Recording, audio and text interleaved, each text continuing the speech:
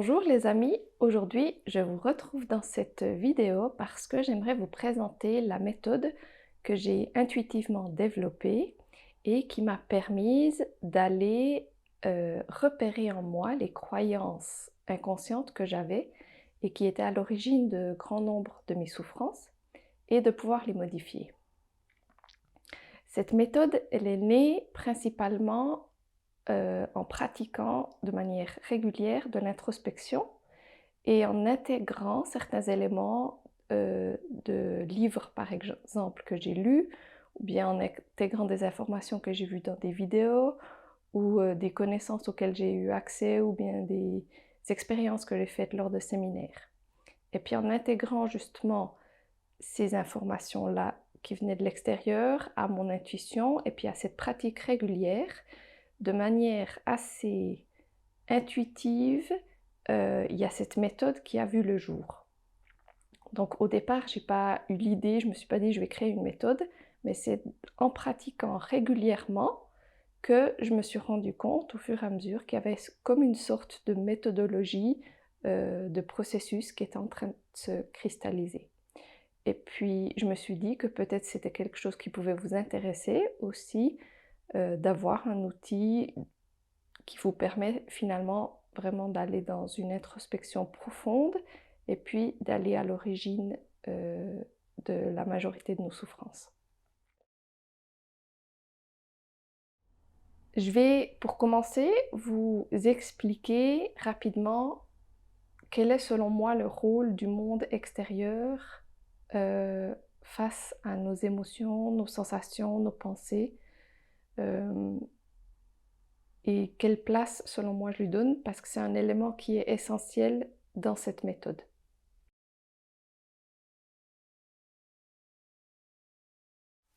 Dans une grande majorité des situations, on a pour habitude de porter notre regard vers l'extérieur. Et on pense que l'extérieur est la cause et l'origine de nos émotions et de nos sensations. Donc c'est ce qui se passe à l'extérieur qui est la cause pourquoi nous sentons telle émotion ou que nous avons telle sensation. Et donc on pense qu'il faut changer l'extérieur pour que on sente plus ces sensations et ces émotions. Donc on considère que le problème il est à l'extérieur et que c'est à l'extérieur que le problème il doit être résolu, que l'origine de nos sensations est à l'extérieur.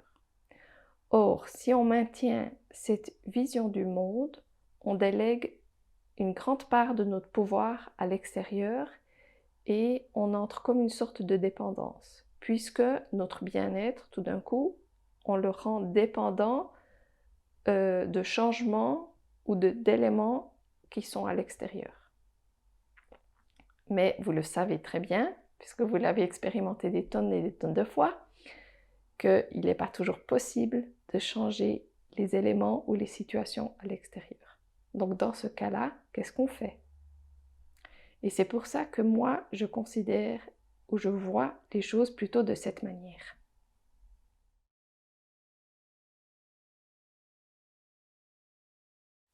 L'extérieur, il va venir stimuler, il va venir éveiller, titiller en moi une croyance inconsciente que j'ai. Et cette croyance, c'est elle qui va générer en moi, qui va déclencher en moi certaines pensées, certaines émotions, certaines sensations physiques. Je vous donne un exemple. Un collègue de travail critique mon travail, par exemple. Ça va éveiller, titiller en moi la croyance que je porte et qui m'est jusque-là inconsciente, je ne suis pas assez bien. Cette croyance, elle va déclencher en moi, par exemple, une émotion telle que la colère, par exemple. Et puis, je vais sentir dans le corps, par exemple, comme une crispation, ou bien je vais sentir un nœud dans le ventre. Et puis, je vais peut-être, par contre, aussi avoir des pensées du style ah, mais je suis nulle, je suis incompétente, je ne vais jamais y arriver, etc. Donc, ce qui se passe à l'extérieur, donc la critique de ce collègue, ça va venir activer la croyance que je porte en moi, je ne suis pas assez bien. Et du coup, je vais considérer que l'expérience que j'ai faite avec le collègue, ça confirme cette idée que j'ai de moi, cette croyance que j'ai que je ne suis pas assez bien.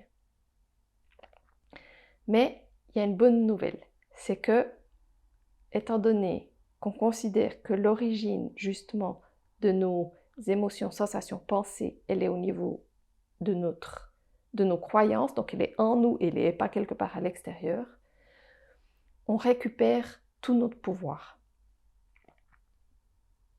Et on peut choisir d'aller repérer cette croyance en nous et donc de pouvoir la modifier. Et ça, c'est l'objectif de la méthode, justement, d'aller repérer en nous ces croyances et de pouvoir ensuite choisir si on veut les modifier ou pas.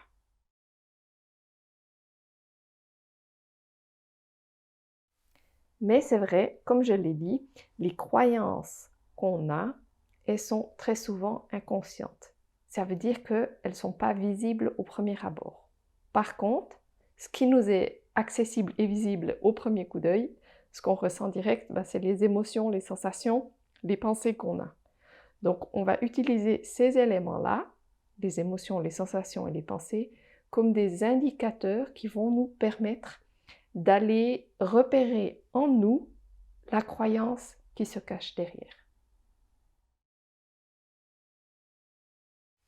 Dans cette méthode, il s'agit donc de tourner notre regard de l'extérieur vers l'intérieur. C'est pour ça que j'ai nommé cette méthode « Regarder en soi ». L'objectif donc de cette méthode, c'est d'aller repérer en nous les croyances inconscientes qu'on a et de pouvoir consciemment choisir si on veut les garder ou les modifier. Un tel processus demande du temps. Donc 5 ou 10 minutes au départ, ça ne va pas suffire. Peut-être avec le temps, avec l'entraînement, oui, mais au départ, ça va demander un peu plus de temps. L'autre chose importante, selon moi, c'est que vous fassiez ce processus dans un endroit tranquille, peut-être aussi à l'abri des regards, donc vraiment pour vous, ou alors de le faire avec des personnes ou une personne de confiance. Parce que en entamant un tel processus, on va accéder à nos fragilités, à notre vulnérabilité, à nos parts d'ombre, et puis que pour accéder à ce type d'espace, c'est important qu'on puisse se sentir en sécurité, et puis être certain qu'on ne va pas nous juger, qu'on ne va pas devoir faire face à des critiques, et puis qu'on puisse vraiment se sentir libre de vivre ce qui veut être vécu. Donc c'est pour ça que soit faites-le pour vous, ou bien avec des personnes de confiance. La méthode, elle est constituée de 6 étapes que je vais présenter les unes après les autres.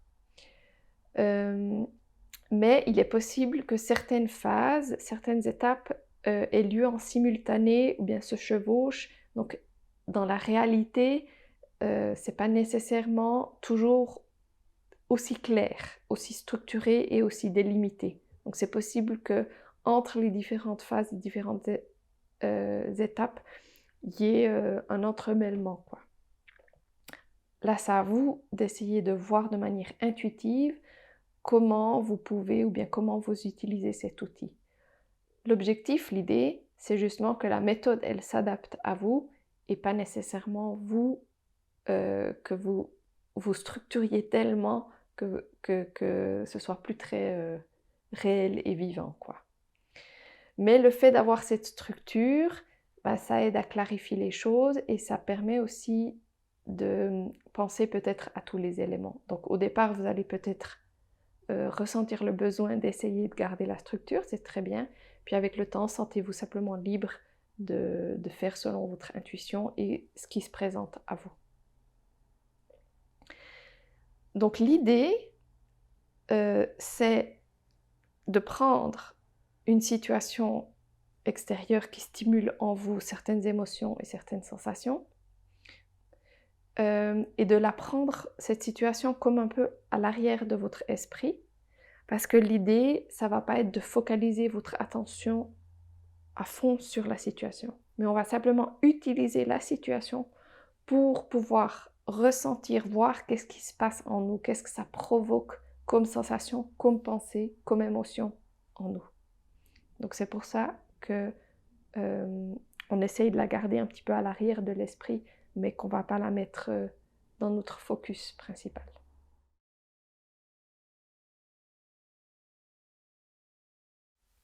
Donc la première phase de cette méthode, c'est la pause et la respiration. L'idée avec la pause, c'est comme si on mettait l'extérieur en pause. Donc comme si on avait une télécommande, puis qu'on disait on met l'extérieur en pause, dans l'idée de se recentrer sur soi. La respiration, elle nous aide aussi justement dans ce processus à nous recentrer sur soi, parce qu'elle nous aide à nous reconnecter à nos sens physiques, à notre corps, à nos émotions. Et puis en même temps, lorsqu'on respire de manière consciente, il y a comme de manière automatique une sorte de distance qui se crée avec la situation dans laquelle on était, dans laquelle on est. En respirant de manière consciente, on est aussi hyper présent dans l'instant. Et ce sont ces éléments-là qui vont nous être utiles pour la suite aussi des étapes. Pour la respiration, soit vous observez de manière naturelle comment le corps respire sans que vous le modifiez. Pour ça, vous pouvez par exemple fermer les yeux puis simplement observer et prendre conscience comment vos organes bougent, votre peau bouge, etc. Ça, c'est par exemple une possibilité. Ou bien, vous pouvez faire d'autres techniques de respiration. Il y en a une, par exemple, je crois que ça s'appelle la respiration carrée, où vous inspirez et expirez par le nez, et vous inspirez pendant 4 secondes, vous retenez la respiration 4 secondes, vous expirez pendant 4 secondes, et vous retenez la respiration pendant 4 secondes, et vous pouvez faire plusieurs fois ce cycle. Donc, ces outils-là vont nous aider justement, comme j'ai dit, à nous recentrer sur le corps, à être totalement ancré dans l'instant présent et en même temps avoir une certaine distance et une certaine hauteur. Et c'est ces éléments-là qui vont nous aider pour la suite.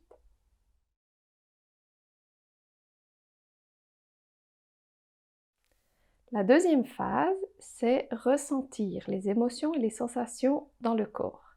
L'idée ici, c'est pas uniquement d'observer ou de constater qu'on a telle ou telle émotion ou sensation physique, mais c'est vraiment de les ressentir physiquement.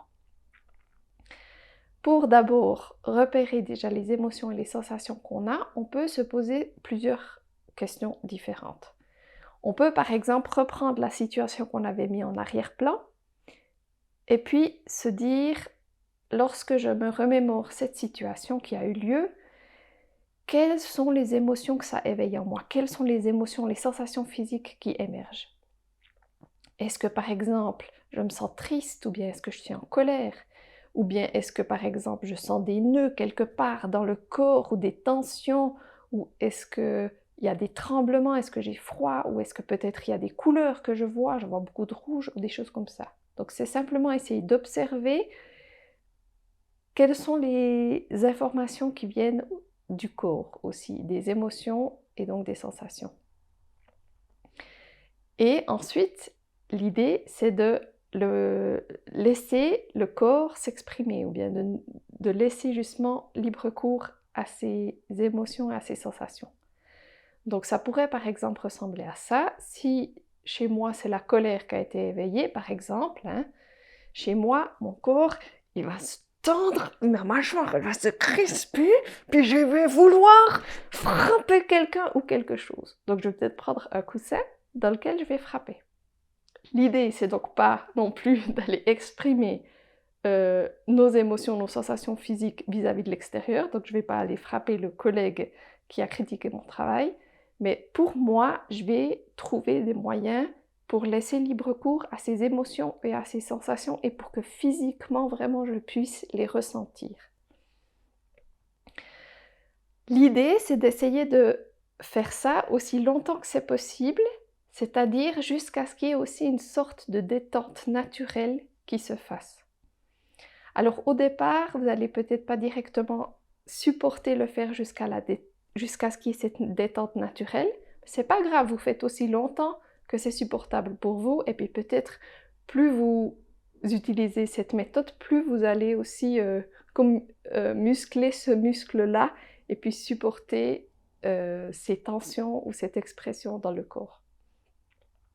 Mais si, dans l'idéal, ou bien l'idée, c'est de pouvoir laisser libre cours à cette émotion, cette sensation, jusqu'à ce qu'il y ait justement cette détente.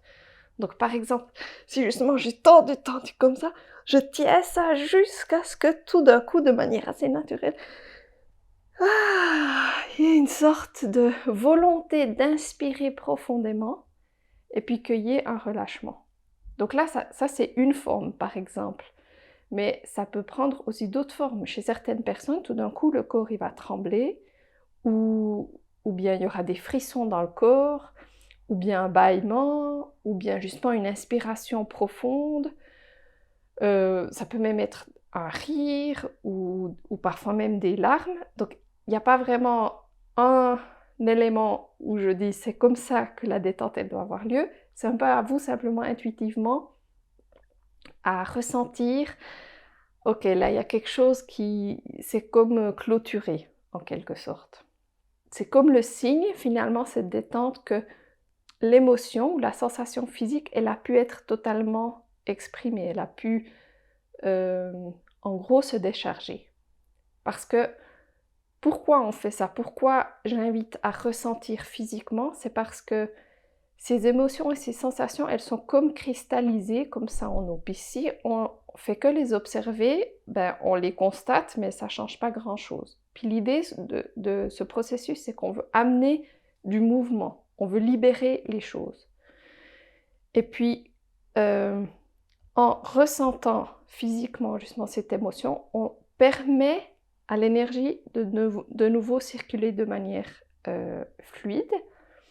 Et puis, ça nous permet finalement, pour la suite aussi, de ne plus réagir toujours à partir de cette émotion, mais d'être de nouveau un peu plus neutre. Donc ça nous aide aussi à reprendre une certaine distance, et puis ça va nous aider aussi à approcher ou bien à repérer plus facilement la croyance qui se cache derrière cette émotion, si justement on lui donne l'occasion de s'exprimer.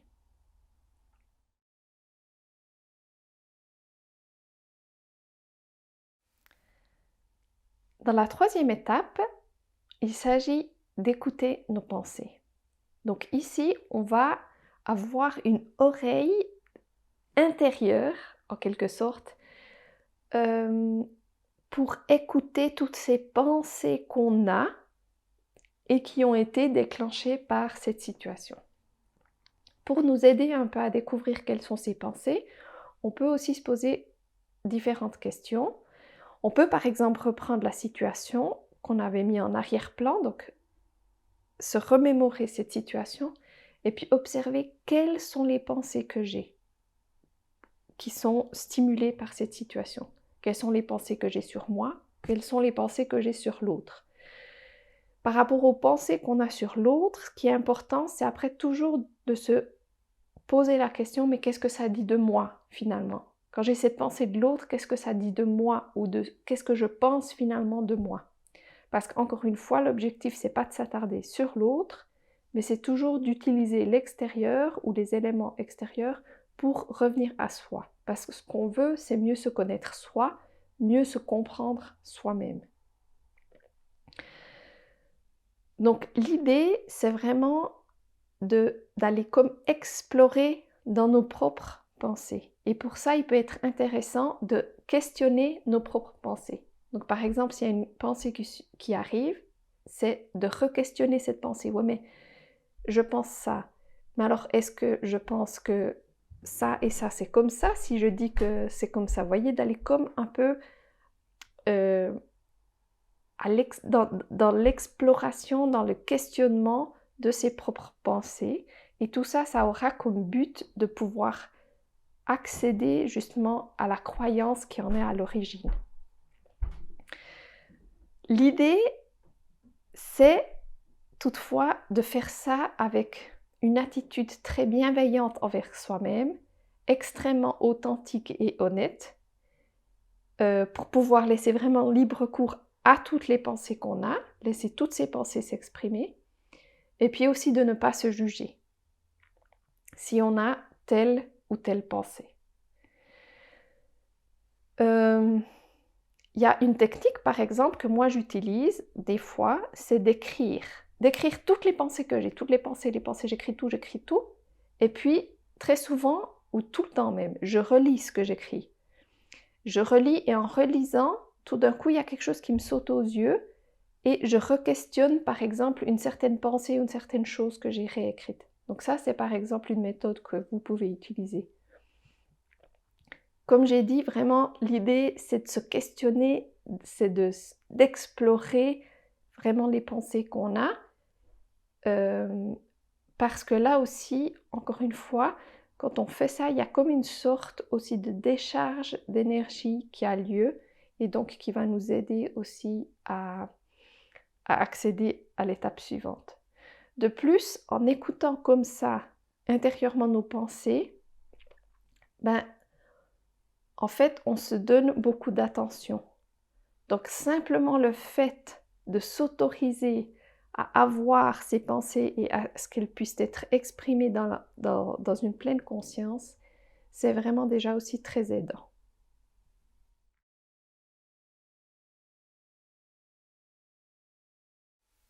La quatrième phase, c'est trouver la croyance.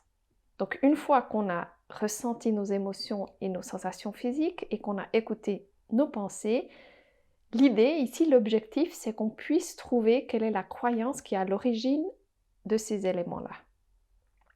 Pour ça, on peut par exemple se poser certaines questions qui peuvent nous aider.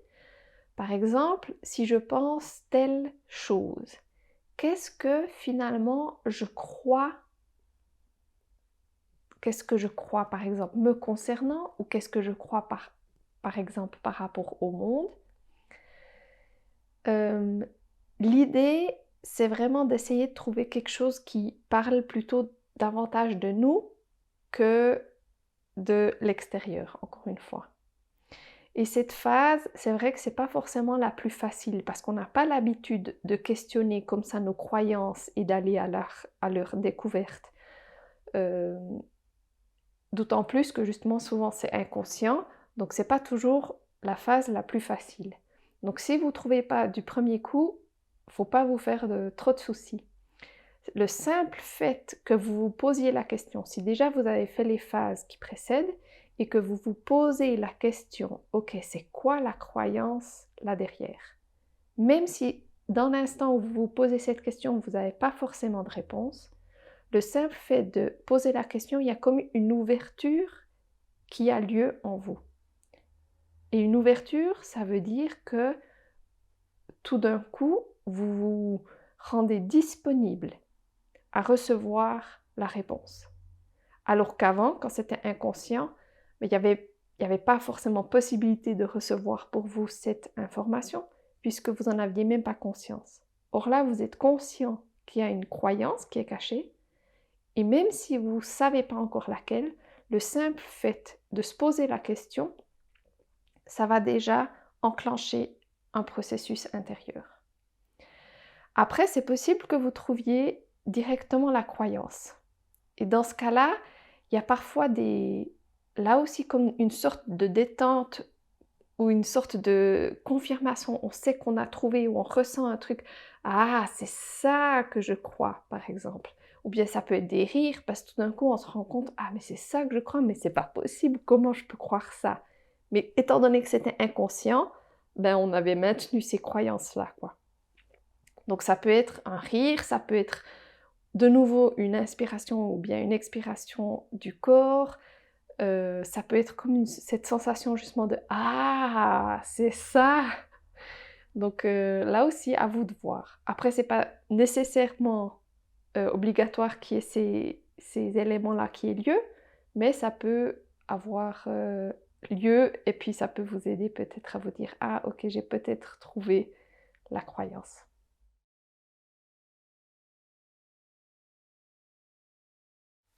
La cinquième étape, c'est examiner la croyance. Donc une fois qu'on a trouvé la croyance, il s'agit d'aller la remettre en question, d'aller la questionner. On peut par exemple utiliser plusieurs questions ici, notamment une que moi j'ai beaucoup utilisée, ou que j'utilise encore beaucoup, c'est « Est-ce que c'est vraiment vrai ce à quoi je crois ? Est-ce que cette croyance, elle est pour moi vraiment vraie ?» On peut par exemple aussi se poser la question, est-ce que cette croyance, elle m'est utile? Est-ce qu'elle me sert à quelque chose? Est-ce qu'elle est à mon service? Est-ce que j'ai envie de la maintenir? Alors c'est possible que pour certaines situations ou pour certaines personnes aussi, la réponse, elle émerge directement. Et puis que vous sachiez ah oui ou non. Mais il arrive que des fois, on ne puisse pas toujours directement répondre ou avoir accès à cette réponse. C'est parce qu'il faut vous imaginer que des fois, on a tellement cru pendant longtemps à ces croyances inconscientes que lorsqu'on commence à les remettre en question, on perd en quelque sorte un peu nos repères. Et du coup, on ne sait plus trop, est-ce que cette croyance, pour de vrai, elle est vraie ou est-ce qu'en fait elle est fausse ou on n'arrive plus trop à se situer parce qu'on a un peu perdu nos repères pour un instant. Mais si on se pose déjà simplement la question est-ce que c'est vraiment vrai, on ouvre en nous quelque chose, on se rend disponible à recevoir la réponse et à percevoir les choses d'une nouvelle manière, d'un nouveau point de vue. L'idée aussi ici, c'est que la réponse, elle va pas venir de l'intellect. C'est pas l'intellect qui va pouvoir dire oui, c'est vrai, non, c'est pas vrai. C'est votre être, c'est vraiment votre cœur ou comment vous voulez l'appeler, c'est égal, mais ça va pas être votre mental ou votre intellect qui va pouvoir répondre à cette question. Donc soyez juste attentifs à ça, à vraiment laisser la réponse émerger de votre fort intérieur.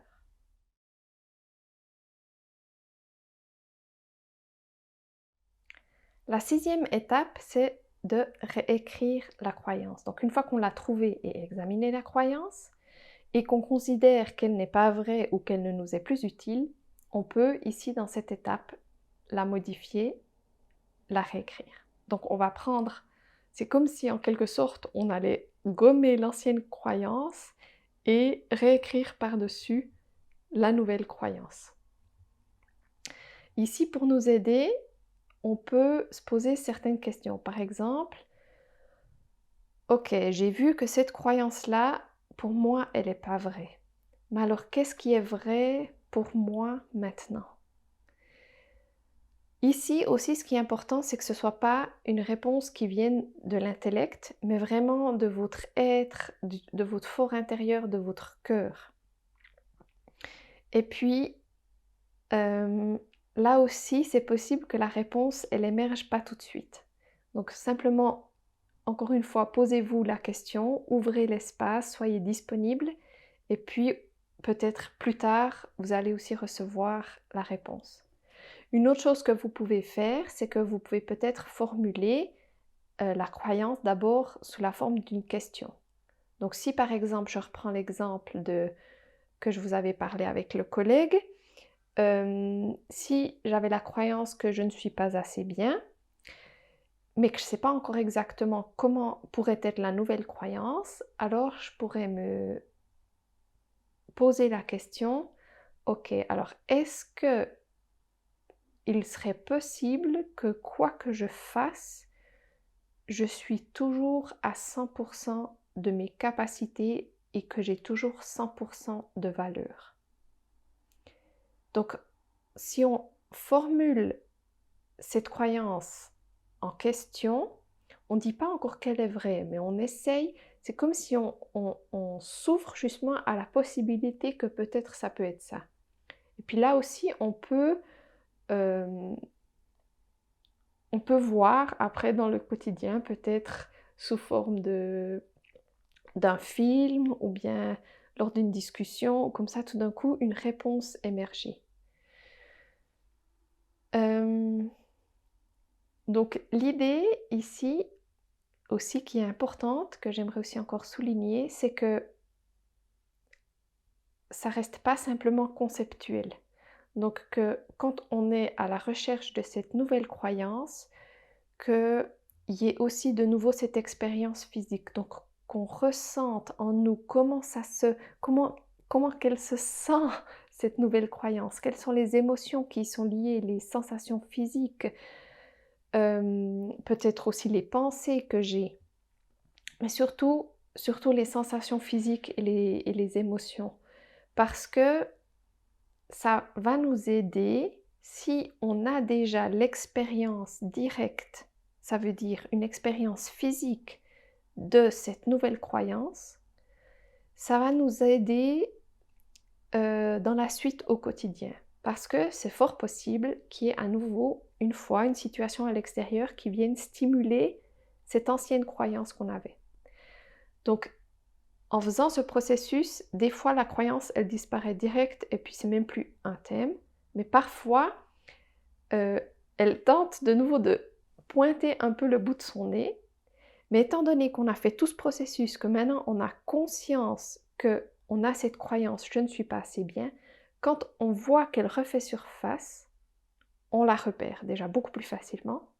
Mais si en plus on a déjà fait l'expérience physique, ça veut dire qu'on a déjà ressenti dans notre corps la nouvelle croyance qui nous est venue ou qu'on a choisi, qu'on considère maintenant comme vraie. Donc par exemple, quoi que je fasse, je suis toujours à 100% de mes capacités et à 100% de ma valeur. Quand j'ai fait l'expérience de cette nouvelle croyance et que l'ancienne croyance veut repointer le bout de son nez, ça va m'être beaucoup plus facile de reconfirmer et de me souvenir de cette nouvelle croyance.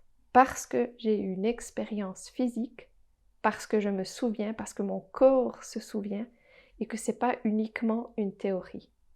Donc c'est pour ça que c'est vraiment, selon moi, important de ressentir cette nouvelle croyance, puis pas simplement de l'intellectualiser. Donc justement, cette méthode, quand on a maintenant passé ces 6 phases,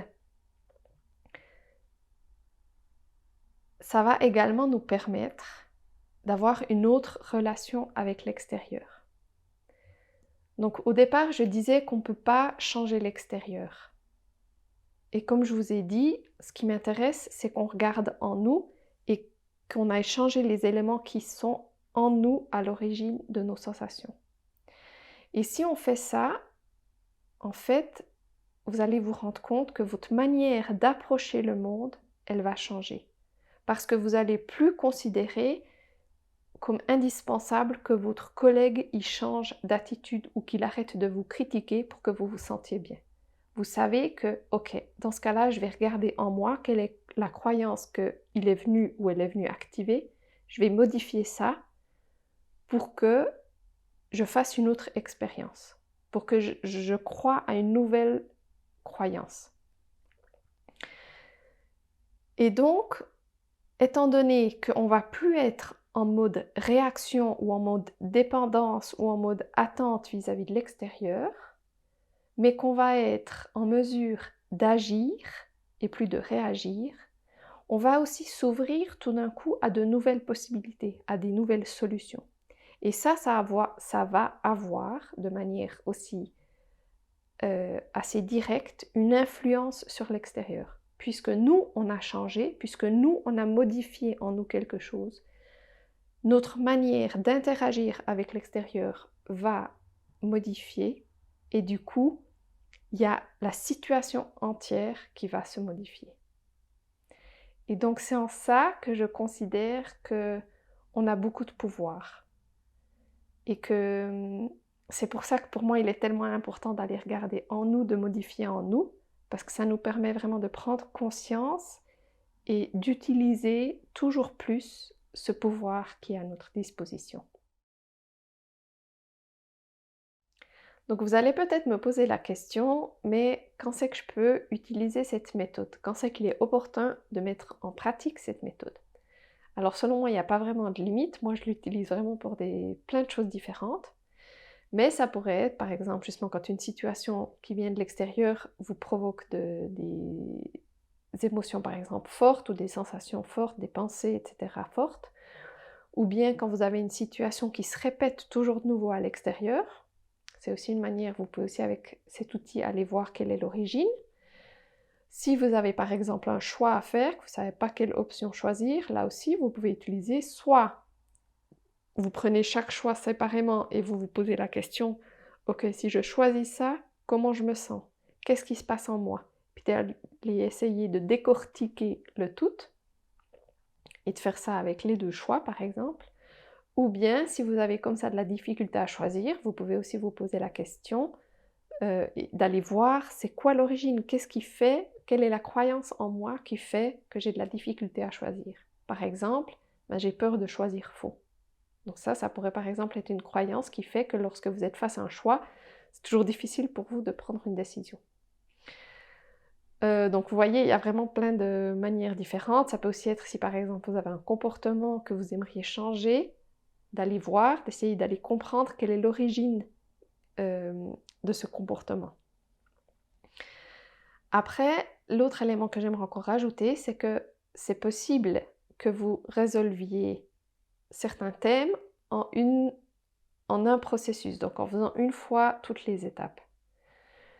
Mais il arrive parfois pour les situations plus complexes, ça veut dire, c'est souvent des situations où il y a plusieurs croyances qui sont imbriquées, entremêlées, mélangées.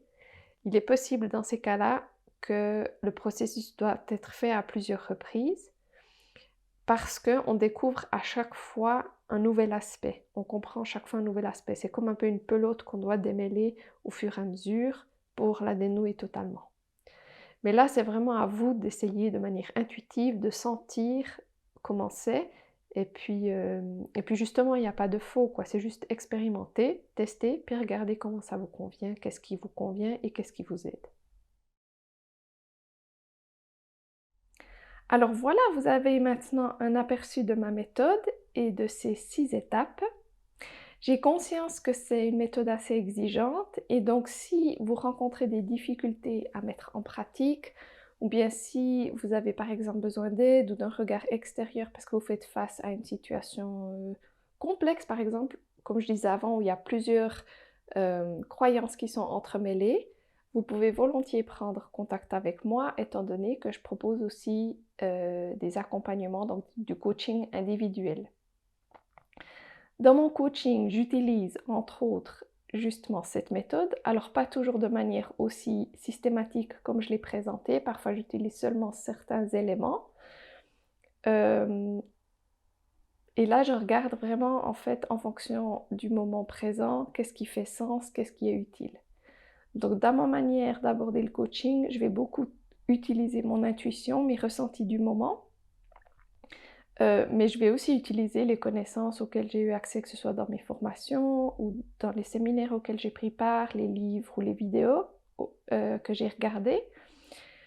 Mais je vais aussi par exemple utiliser ma créativité, faire appel aussi à ma propre sagesse innée.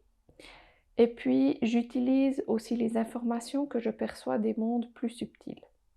Donc si un tel accompagnement intuitif et diversifié vous intéresse, vous pouvez volontiers prendre contact avec moi. Vous trouvez toutes les informations sur mon site internet.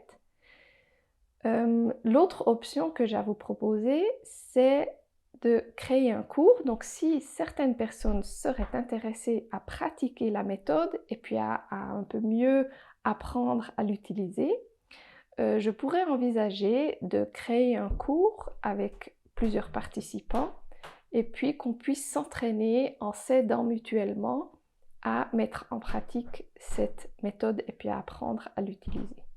Donc si un tel cours pourrait vous intéresser, vous pouvez m'écrire, que ce soit dans les commentaires ou via mon mail que vous trouvez sur mon site internet.